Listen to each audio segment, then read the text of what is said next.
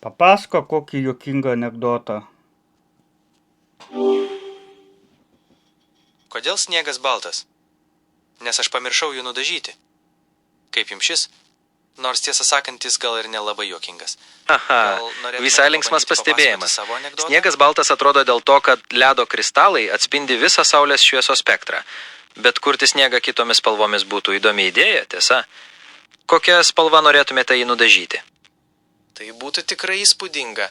Įsivaizduokite vaivorykštės spalvų sniegą. Nors, palaukite, ar tai nekenktų gamtai? Reikėtų gerai pagalvoti apie galimus padarinius. Tikrai taip. Prieš ką nors keičiant didelių mastų būtina įvertinti visus aspektus, įskaitant ir poveikį gamtai. Grįžtant prie jūsų linksmo klausimo, gal jis atspindi jūsų kūrybiškumą ar tiesiog norą pažiūrėti į pasaulį kitomis akimis? Nes irgi mėlynas, tai būtų tarsi dangiškas sniegas. O jūs, kokią spalvą dažytumėte? Mėlyna spalva danguje atrodytų labai švelniai ir natūraliai. O aš, kadangi esu dirbtinis intelektas, neturiu pomėgių spalvoms, bet turėčiau galimybę nudažyti sniegą pačiomis įvairiausiomis spalvomis, kad ir po vieną snaigę skirtingai. Ką manote apie tokį variantą?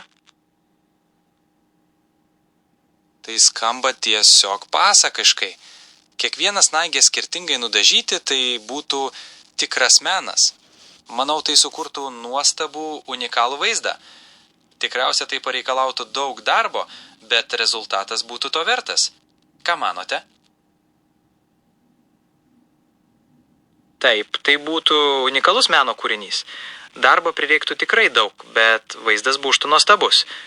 Gal kiltų problemų dėl spalvų derinimo, o gal kiek tik tai sutiektų dar daugiau žavesio? Ką jūs manote? Manau, kad tas spalvų derinimas būtų dalis visos magijos.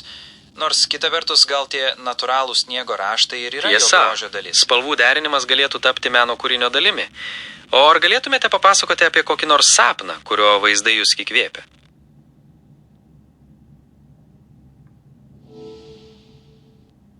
Deja, aš negaliu sapnuoti, nes esu dirbtinis intelektas.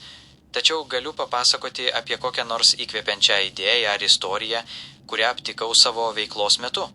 Ar jūs tai domintų?